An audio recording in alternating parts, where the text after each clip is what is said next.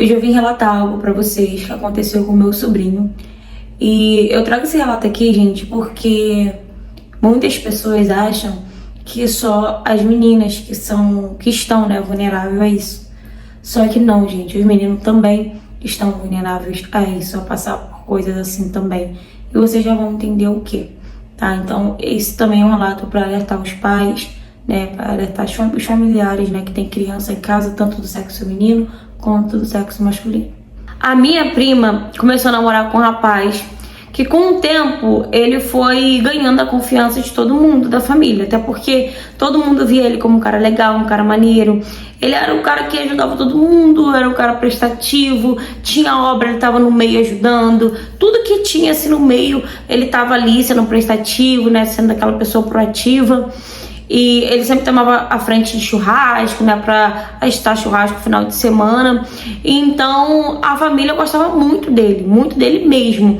E ele tava sempre ali dormindo na casa da minha tia, né, da mãe da minha prima, que era namorada dele. Ou então ele dormia na casa do meu irmão. Ele acabou pegando uma certa amizade com meu irmão e ele dormia também lá na casa do meu irmão. Esse meu irmão que tinha o meu sobrinho, né, que tem um filho de 5 anos de idade, que é o relato dele, desse meu sobrinho que eu vim contar hoje. Com o tempo, o meu sobrinho, ele acabou se apegando muito ao namorado da minha prima. Então, tudo quanto é lugar que o namorado da minha prima ia quando ele tava lá, o meu sobrinho queria estar no meio, queria estar junto.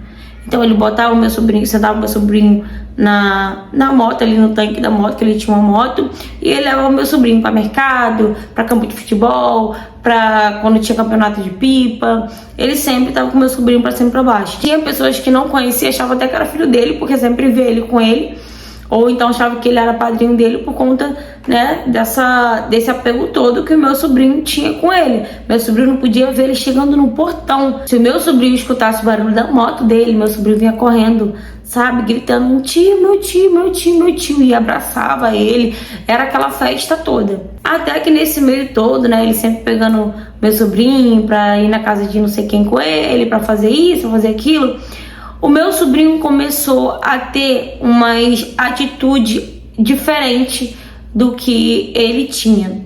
Tipo, eu acabei de falar que quando ele escutava o barulho da moto, ele corria, né, gritando: tio, tio, tio. Só que quando passou um tempo, né, o meu sobrinho já não estava mais fazendo isso, ele estava fazendo ao contrário. Quando ele escutava o barulho da moto, ele se escondia, meio que se escondia, ou ele ia pro quarto, ou ele se escondia pra ele não ver o namorado da minha prima. Só que o meu irmão e a mulher dele, gente, tem boca que não fala. A mulher do meu irmão, minha cunhada, tem boca que não fala de jeito nenhum. Então, eu acho bem difícil ela notar alguma coisa, né? Mas o meu irmão, eu esperava que o meu irmão notasse isso, só que o meu irmão não notou essa diferença de comportamento do meu sobrinho.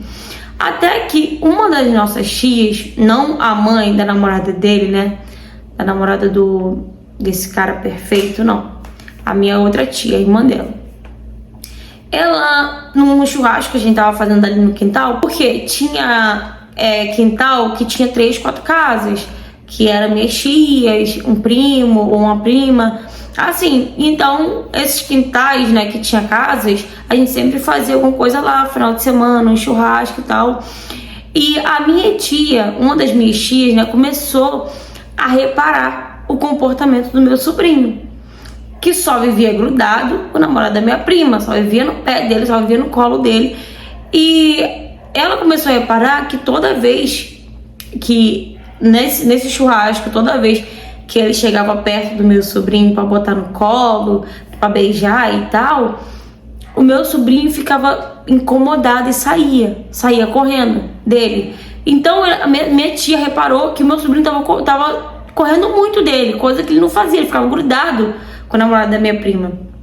E aí a minha tia foi e chamou, né, o meu irmão para conversar. Eu tava ali sentada com ela, né, começou a conversar comigo sobre isso. Eu falei pra ela chamar meu irmão pra conversar com meu irmão. E aí ela chamou meu irmão pra conversar. Meu irmão veio, né? Ela falou: ó, tá estranho isso e tal. Quando chegar em casa, conversa com ele, né? Talvez ele tenha dado um esporro nele, uma bronca, ou ele talvez tenha batido nele, ou alguma coisa, né, aconteceu que ele não tá querendo ficar perto do fulano, né, que era o namorado da minha prima. E aí, o meu irmão, ele não acreditou muito não, assim, não levou muita fé, mas falou que ia conversar com ele quando chegasse em casa. E meu irmão também, acho que começou a reparar e viu que minha tia tinha razão no que minha tia tava falando. Então, quando o meu irmão chegou em casa, o meu irmão foi, levou ele pro quarto dele, começou a brincar com ele ali no quarto dele e começou a tocar no nome do namorado da minha prima. E começou a falar que ia chamar ele pra brincar ali com eles, naquele momento. E o meu sobrinho começou a ter reação que não era pra chamar ele, que não queria brincar com ele. E aí, o meu irmão começou a falar, poxa, mas por que você não quer que chame ele? Ele é uma pessoa tão legal, você não gostava dele? Não gostava de andar de moto com ele? E ele falou, não quero mais andar de moto. Ele não falava assim com umas palavras bem explicadas, porque ele só tinha 5 anos de idade. Mas ele falava que dava pra você entender que ele não queria andar de moto, que ele não queria ir mais pra lugar nenhum com o namorado da minha prima. E aí meu irmão começou a perguntar se ele tinha batido nele, se ele tinha brigado com ele, o que tinha acontecido. E o meu sobrinho começou meio que ficar com uma voz de choro. E o meu irmão começou a perguntar, né? Fala pro papai o que foi. Papai vai conversar com ele. E ele só balançava a cabeça que não. Só que o meu irmão ficou preocupado e continuou ali insistindo. E aí o meu irmão começou a perguntar pra ele, mas o que ele fez em você? Fala pro papai o que ele fez. Ele não vai fazer mais não. E aí ele falou, o titio fez dodó em mim. Eu não quero mais brincar com o titio, eu não quero mais ficar com ele. E aí, quando ele falou isso, o meu irmão achou que ele tinha batido, né, no meu sobrinho. Então meu irmão já ficou meio que bolado, né, com a situação. Mas mesmo assim, meu irmão continuou ali conversando com ele para que ele falasse como que ele bateu, né, como que ele fez dodói. E só que o meu irmão, ele não imaginava que ele fosse falar o que ele falou, né? Ele simplesmente falou que o titio tinha feito dodói, né, no bumbum dele, tinha feito dodói, colocou a mão na parte onde o namorado da minha prima tinha pegado, sabe, tinha machucado ele. E ele começou a colocar a mão e o meu irmão na hora começou a ficar nervoso, botou ele em pé e começou a falar aqui, e colocou a mão na parte íntima dele, né, aqui, ele pegou aqui, ele colocou a mão aqui, ele machucou você aqui. E o meu sobrinho começou a balançar a cabeça que sim, e começou a chorar, sabe, e tentando não chorar, não sei se com medo, mas ao mesmo tempo meu irmão falou que via na cara dele que ele estava muito assustado. E aí o meu irmão pegou e chamou essa minha tia. Essa minha tia, ela também já passou né, quando ela era criança. Então acho que foi isso que alertou a minha tia nisso. Aí o meu irmão chamou essa minha tia. E essa minha tia começou a conversar com ele sozinha. E aí foi quando realmente ele confirmou novamente, né? E ele começou a falar coisas, gente, assim, um pouco absurda, que eu não vou falar aqui, até porque eu não acho muito legal, né? E na mesma hora, a minha tia chamou o meu irmão, né? Chamou a mulher dele e falou, vamos pra delegacia agora. Porque ele sofreu, então a gente tem que denunciar. Vocês têm que denunciar. E a minha tia, ela começou a chorar muito, e foi nisso que a minha tia contou também, né, que já tinha acontecido com ela se arrependia de não ter denunciado, até porque ela já tinha, acho que 13 para 14 anos de idade, mas ela ficou com medo de denunciar, mas ela já passou por situação parecida e por isso que ela notou o comportamento do meu sobrinho. E aí eles foram para a delegacia, chegaram lá, fizeram o boletim de ocorrência, só que meu irmão não se aquietou enquanto ele não foi atrás, né, do namorado da minha prima. E o namorado da minha prima tava na casa da minha tia, na casa da minha prima, né? E o meu irmão já chegou lá xingando, sabe? A minha tia segurando ele, e ele xingando o cara que ele queria, porque queria bater nele e tal. E aí foi um alvoroço, a família toda também tentando segurar ele. Mas depois que a família soube, a família também tentou, né, meter o cacete nele. Mas Acabou que o meu sobrinho fez corpo de delito, fez tudo isso e ele ficou preso temporariamente, mas depois ele foi solto. Depois disso tudo, a minha prima, a gente ficou traumatizada, a namorada dele, até porque ela era nova, não era uma garota mais velha, mais experiente, ela era nova, mas ela ficou muito traumatizada, ela entrou em depressão.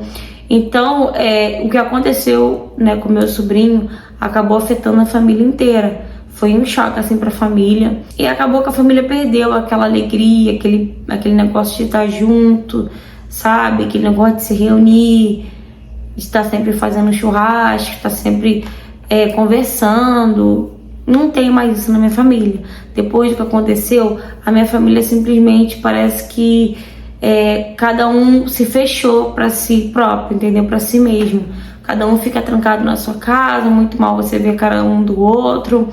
Foi muito difícil, gente. Eu acredito que deveria ter sido ao contrário. Acho que minha família teria que ter se reunido mais.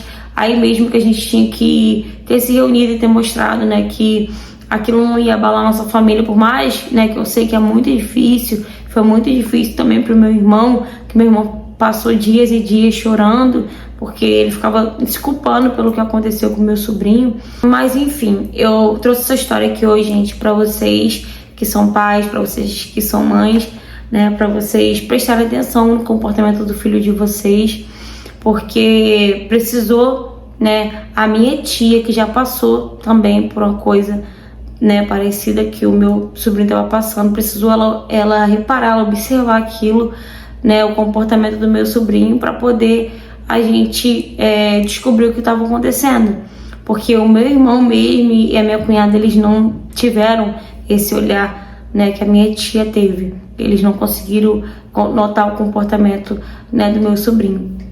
Então, fique atento, vocês pais, né, ao comportamento do filho de vocês. Escute, converse com o filho de vocês. Às vezes eles querem contar, às vezes estão sofrendo com aquilo ali, mas talvez eles não tenham uma certa confiança para chegar e se abrir com os pais. Talvez foi o que aconteceu com o meu sobrinho. Fala, galera, gente, mais uma história triste demais. Mais uma história, né, que envolve uma criança tão pequena, tão inocente, né, junto com um monstro que a gente vê aí na história. Gente, é sempre assim. Ele nunca tem cara, né, disso. Ele sempre vai chegar como uma ovelha. Ele é um lobo vestido de ovelha. Então ele vai entrar, ele vai ganhar confiança, ele vai fazer todo mundo gostar dele. E quando for ver, gente, ele ataca quando vocês menos esperar. Ele ataca, ele faz as vítimas dele ali dentro mesmo daquele âmbito familiar. E às vezes as pessoas, né, não conseguem nem acreditar por ele ser uma pessoa tão legal, por ele ser uma pessoa, né, tão prestativa. Então é mais difícil você acreditar, né, quando você vê uma pessoa assim que, nossa, todo mundo gosta, né, todo mundo, né, vê como um cara perfeito. Então, gente, preste atenção no comportamento do filho de vocês. Foi o que ela aí mesmo falou, né? Converse com o filho de vocês, né? Passa uma confiança, porque a criança, gente, ela precisa disso, ela precisa que os pais passem para ela uma certa confiança, para que, se caso acontecer algo, ela chegue e conte para os pais, que os pais vão ajudar ela. Então é preciso sim, a gente ter um certo diálogo com as nossas crianças. Então deixa essa história aqui hoje, né, como um alerta para muitos pais, para vocês terem ideia de que não é só as meninas que estão passando por isso, que são vulneráveis a isso. Os meninos também estão vulneráveis a passar por isso. Então, pais, por favor, preste atenção nos sinais, preste atenção no comportamento do filho de vocês, tá bom? E é isso, galera. Se você tá passando por algo parecido, se você conhece alguém que tá passando por algo parecido, diz que sim, tá bom? Peça ajuda, não fique sofrendo com isso, não deixe com que isso estrague o seu futuro, tá bom? Se você já passou por algo parecido, se você tem qualquer tipo de história pra me contar, seja ela qual for o tema, me mande mensagem no direct do Instagram, tá? Eu sei que é uma história muito difícil de trazer aqui, é uma história muito difícil às vezes de ouvir, mas a gente precisa abordar esse assunto, né? Como eu falei aqui várias vezes, é preciso falar assim, porque tem muitas pessoas que passam por isso e às vezes não sabem o que fazer, né? Não sabem com quem contar, não sabem como pedir ajuda. Então, gente, é sim muito importante a gente falar sobre isso, tá bom? Espero que vocês tenham gostado da interpretação, né, da história, não da história em si, porque obviamente não tem como gostar de uma história assim. E se você não for inscrito no canal, gente, aproveita e se inscreve, tá bom? Um beijo e até o próximo vídeo.